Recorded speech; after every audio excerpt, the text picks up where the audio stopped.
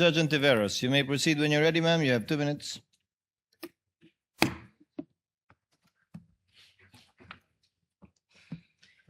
Salamat po, Mr. Presiding Officer. Ms. Gina, alam niyo po ba kung lahat ng mga detalye dun sa acknowledgement receipts ay totoo? Yung petsa, kung kailan binayaran ang isang produkto o serbisyo, kung saan po binili o binayaran ito, kung ano yung item na yon at saka yung halaga.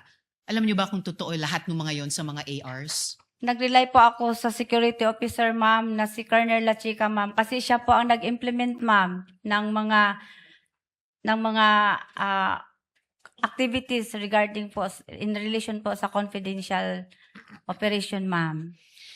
Kaya ko rin po tinatanong itong mga ARs kasi noon, may finlash po na AR na may pangalang Clarice Ontiveros. Kaapelyido ko po. Ang nakakagulat po, Miss Gina, yung petsa kung kailan daw binayaran ang Clarice Ontiveros ay February 24, 2023. Petsa po ng birthday ko. Napakalaking coincidence po. May reaction o comment po ba kayo sa ganong pambihirang detalye ng petsa? Tinanong ko na yung mga ganyan po na ERs, ma'am, biniverify at biniverify ko po kay Colonel La Chica. Tapos ang sagot ni Colonel La Chica, Ma'am Gina, sensitive information po yon at saka confidential in nature. At saka din siya naman po, ma'am, ang may alam. Siya po ang nag-implement po ng mga activities na in relation po sa confidential fund. At siya po ang itinalaga ni Vice President Sara Duterte na security officer po. So tinanong at binerify nyo ito na yung petsa nung AR kay Clarice Ontiveros ay birthday ko. Napansin nyo rin pala po na wow, parehong birthday dun sa isang Ontiveros. Hindi ko po alam na birthday po yun, ma'am. Sabi nyo kasi tinanong nyo at binerify nyo kay Colonel La Chica. Tinanong ko lang po yung, kasi may iba pong ERs doon, ma'am, na wala pong firma, meron pong name. Ang iba po, walang date. Ang iba po, hindi po mabasa masyado ang pangalan, ma'am. Pero itong isang petsa, basang-basa. Anyway, ang pinaka-importante kong pangutana sa inyo, Miss Gina, no? May nagsasabi na dahil kayo ang SDO, kayo ang payee ng cash advance, kayo lang dapat ang accountable sa confidential funds na ito. Tinatanggap niyo po ba iyon? Yes po, kay bilang SDO po, ako po ang accountable officer, ma'am. So, kung wala pong alam si Colonel La Chica, kung wala pong alam si VP Sara Duterte sa paggamit nito, kung hindi ma-explain kung saan napunta ang pera, kayo lang ang mananagot. Tama po ba yun? Meron naman pong itinalaga si Vice President, ma'am, na si Colonel La Chica na magiging security officer po, ma'am, na siya po ang mag-implement, ma'am, kasi wala po akong eksperto, ma'am, kung paano po i-implement ang mga confidential activities po on the ground, ma'am. Miss Gina, wala naman pong implementing officer sa memo circular, wala pong implementing officer sa ibang mga dokumento. Ang importanteng job doon na kayo ang nagpupuno ay accountable officer. So, okay lang po ba yon na kung may mapatunayang ibang nagkasala, kayo ang mapaparusahan para doon? Ibig sabihin, ma'am, kung may mga mali po doon, sa akin po ang responsibilidad na accountable po. Sa akin po. Kapag may mali doon, kanina sinabi nyo si VP Sara ang nagdesisyon na i-withdraw ang in cash ang total over 4 quarters ng 500 million pesos. Kanina sinabi nyo na si VP Sara ang nagdesisyon kanino ito ibibigay, si Colonel La Chica.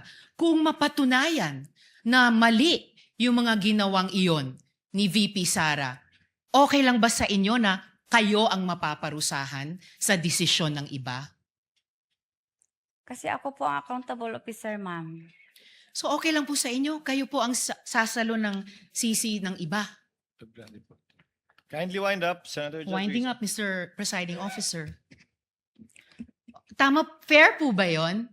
May ibang nagdesisyon, may ibang nagpagawa, kaya lang kayo yung nakalagay dun sa blanco na accountable officer, kahit hindi kayo ang nagdesisyon sa pag-encash, hindi kayo ang nagdesisyon sa ibibigay kay Colonel La Chica. Fair ba yon? Kayo po ang mapaparusahan. Alam ko po, ma'am, na alam po ni Ma'am Vice President Sara Duterte ang ginagawa niya. I hope po alam niya ang ginagawa niya. And I hope po maging fair ang kinalabasan nitong lahat ng proseso sa inyo. Salamat kaayo, Miss Gina. Salamat Maraming po, ma'am. salamat po, Mr. Presiding Officer. Thank you, Senator Judge Ontiveros. Senator Judge Lacson, you may proceed, sir. You have 2 minutes when you're ready. Thank you, Mr. Presiding Officer. Good afternoon, Ms. Gina. Good afternoon po, Yeah. sir, Your Honor. Question number 1. Between you and as the SDO, no?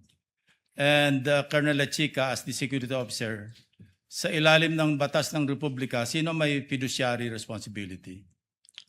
Sir, pwede po, Your Honor, pwede po matanong ano po yung Yun yung may responsibilidad. Pag inintrust ka ng pera, ikaw may responsibilidad. ako, So between you and Colonel La Chica, sino yung may responsibilidad sa pag-entrust ng pera?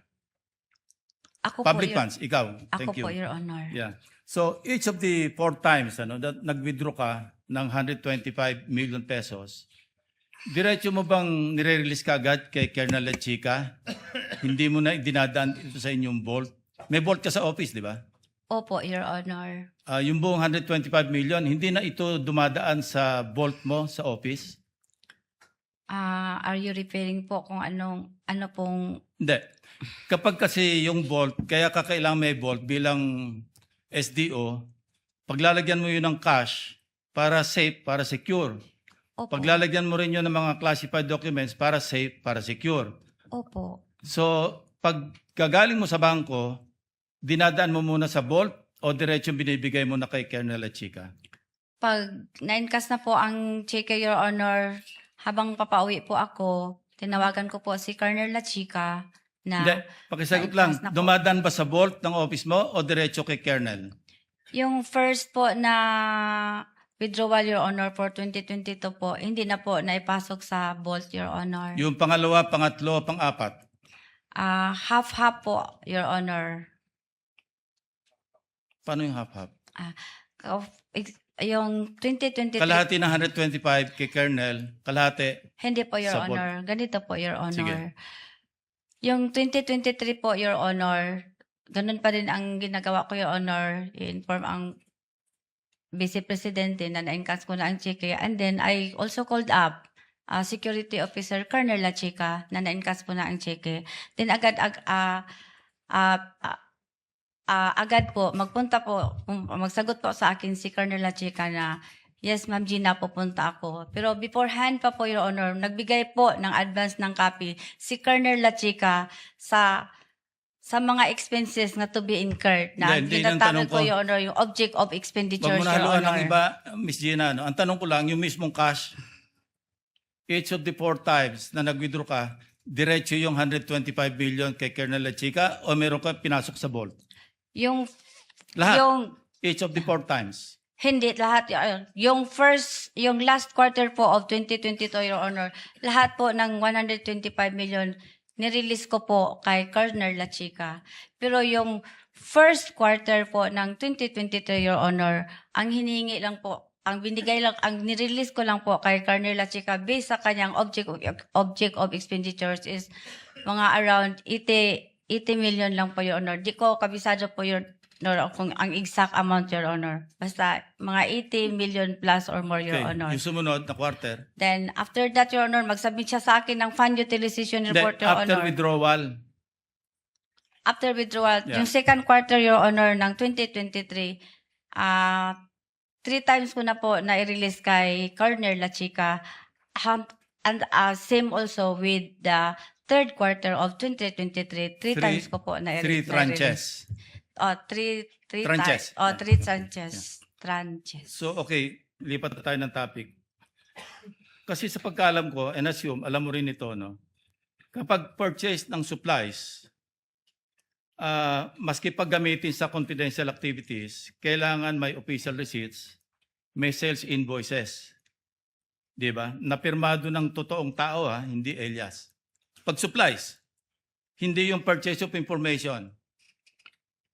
Nag-purchase ka ng table, sabi nga ni Senator Erwin, nag-purchase ka ng silya, nag-purchase ng medicines, ito hindi po pwede yung classified, maski classified ang paggagamitan, kailangan pa rin merong sales invoice, merong receipts, official receipt, na pirmado ng totoong tao. Do you agree? Sa nabasa ko po sa GC, Your Honor, hindi naman po nakalagay Yeah, doon I'm telling na you, that is supposed to be the practice. kung regular po na transaction, Your Honor. No, supplies. Regular Supplies. po ang pag-transact, Your Honor, No, hindi no. po in relation sa confidential Supplies. funds. Maski gamitin pa sa confidential activities, pag supplies, kailangan may sales invoice, kailangan mayroong official receipt na pirmado ng totoong tao. Do you agree? Hindi ako ang sagot ko po, Your Honor, is You don't agree? yung nabasa ko sa GC, Your Honor, hindi naman po nire-require doon ang pangalan or ang invoice, Your Honor, sa GC, Your Honor. Well, anyway, Yun ang understanding ko sa GC po, Your I Honor. won't argue with you. No? Yung physical sa financial plan, ikaw ang project accountable officer. Ministerial ba yung pag-prepare mo at pagpirma mo do sa PFP? Ano po, Your Honor, ginagawa ko po, Your Honor, with the inputs and guidelines po ng security officer, Your Honor. Wala kang oversight? Kung ano sabihin ni Colonel Lechica, prepare, pirma, approve ng SDO. Gidiscuss po namin, Your Honor, based po sa program po ng Office of the Vice President, Your Honor. Maubos yung oras ko, ulitin yung tanong ko. Kasi kung ministerial, sabi ko nga kanina, opening na tanong ko, ikaw ang merong fiduciary responsibility. Kung ministerial ka lang, hindi mo ginagawa yung trabaho mo, delikado ka. Pero kung hindi, sabi mo kasi narinig ko yung sagot mo kay Atty. Ligutan, pag satisfied po ako, pipirma ako. So hindi ministerial, hindi ba? Gidiscuss po namin, Your Honor, yung PAP, Your Honor. Hindi Tapos po na ako oras yun. Sige, nagpirma. maraming salamat. Wala akong makita masagot sa'yo. Senator Judge Soto is recognized for his interjections. You may proceed, sir. You have 2 minutes. Thank you, Mr. Presiding Officer, Mr. President. Thank you. Madam Witness, being the Special Disbursing Officer, you are the only official allowed to disburse the funds. Tama po ba? Based sa GC po, Your Honor, ako po ang person mag-disburse, Your Honor. Correct. Now, can you delegate these powers to others? Gidisburse ko po ang confidential fund, Your Honor, sa aming security officer, Your Honor. Hindi, yung pagiging disbursement officer mo, are you allowed to delegate to others? Basta, Your Honor, ang aking pag-disburse, gidisburse ko po sa security officer, Your Honor. Yan po ang trabaho ko, Your Honor. Oh, Gidisburse, so therefore, i-release. therefore the answer is no. You cannot delegate your powers to others, no? Iba yun, nire-release mo eh. Yung sabi mo eh, di ba? All right. Now, my question is this. Hindi ka pwedeng mag-delegate sa mga regional officers. Wala kayong regional officers, ano, sa OVP? Wala kaming regional po, Your Honor. Yun. Kasi, in your utilization report submitted to Senate President Mig Subiri, you had 132 areas nationwide, yung activities within 11 days and even over the holidays. So, kanino nyo dinelegate itong 132 areas na nag-distribute kayo? Kung hindi ka pwede mag-delegate ng power, ikaw lang mag-isa. Your Honor, may itinalaga po ang Vice Presidente na Security Officer, Your Honor, na siya po ang mag-i-implement. Siya po ang mag-conduct ng confidential, siya po ang mag-implement sa mga confidential operations, Your Honor, on the ground. Kasi siya po ang eksperto, Your Honor. So kaya niya yon, expertise niya 132 areas in 11 days. Siya lang mag-isa, si Colonel La Chica.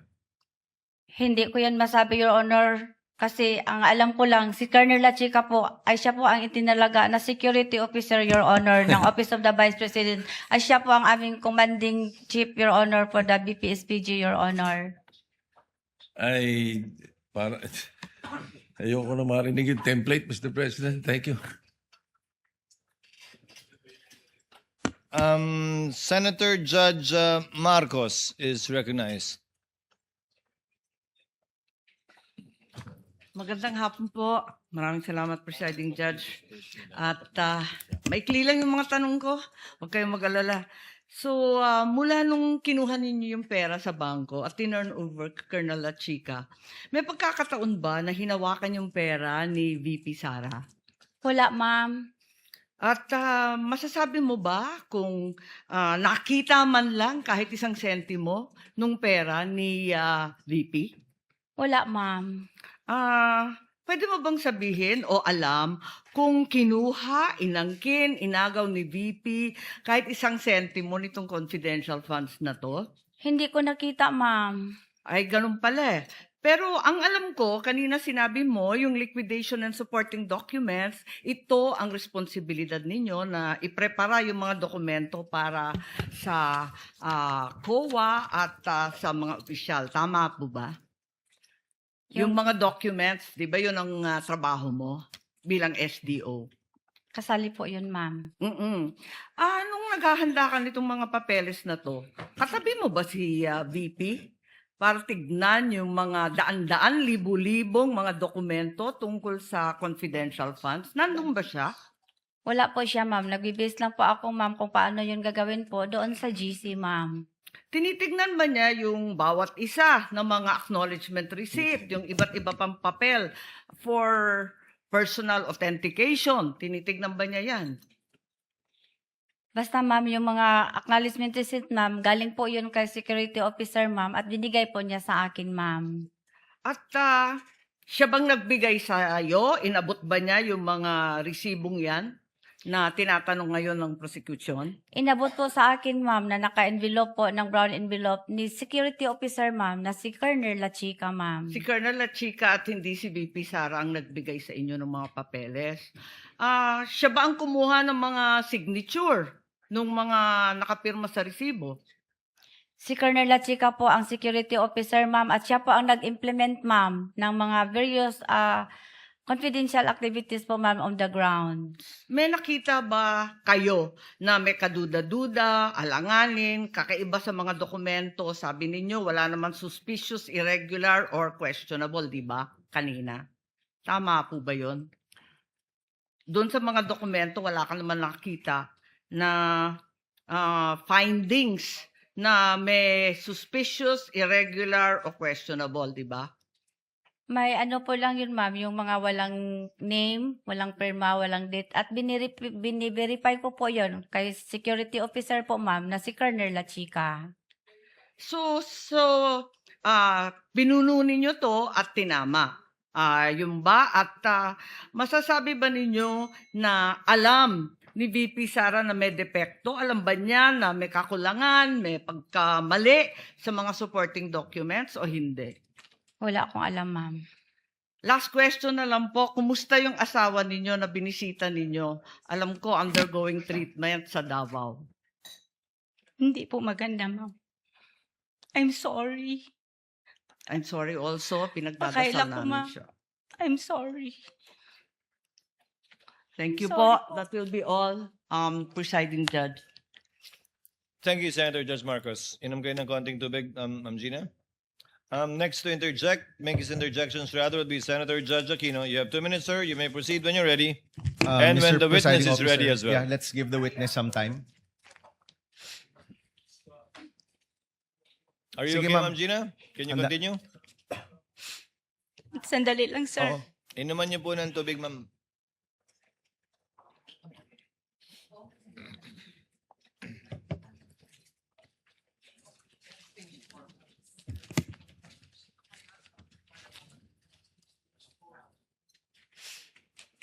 I'm sorry. I'm sorry to each one of you. I'm sorry po. It's okay, ma'am. Are you okay, ma'am? Can you continue? Okay po. Okay po. Okay, You may maraming proceed, salamat. Senator Judge Aquino. Maraming salamat, Mr. Presiding Officer. Okay. Madam Witness, kailan niyo po unang nakita yung mga kakaibang pangalan? Yung Piatos, Belat, Pagong, Pusa at iba pa. When was the first time niyo yan nakita? Yung pong ano na po ako, sir, yung pong na-receive ko po yun galing kay Security Officer La Chica po, Your Honor.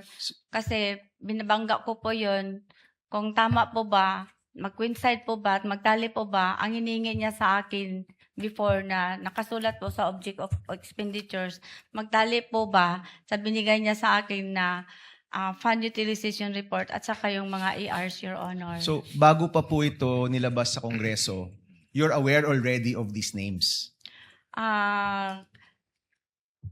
Sa maalala ko, Your Honor, di ko kayo ma-remember, Your Honor, kasi sa dami-dami pong mga ERs na umabot po ng almost 800, Your Honors. Oo. Di ko na maalala, Your Honor, kung anong particular name po, Your Honor, kasi po doon po ako concentrate, Your Honor, nagtatali sa amount po at sa anong klase pong expenses na dapat po na kung anong expenses po, dapat po within the guidelines po sa GC ang mga expenses na na-incur, Your Honor. So, kaklaruhin ko po nung una pong binigay sa inyo, wala ho kayong napansin kakaibang pangalan. Napansin nyo na lang nung lumabas na ito sa balita. May napansin po ako, no, pero hindi ko po binigyan po ng lalong concentration ko po, Your Honor, kasi doon po ako nag-concentrate sa expenses po at saka sa amount po na dapat po magtali sa kinuha niya na sa nirelease ko po na pera sa kanya, Your Honor. Okay. So, lumabas na po sa balita, sa Kongreso, itong mga kakaibang pangalan. Doon nyo po ba naisip, naku, baka hindi totoong tao itong mga to, baka mga peking pangalan to. Naisip nyo po yun, ma'am?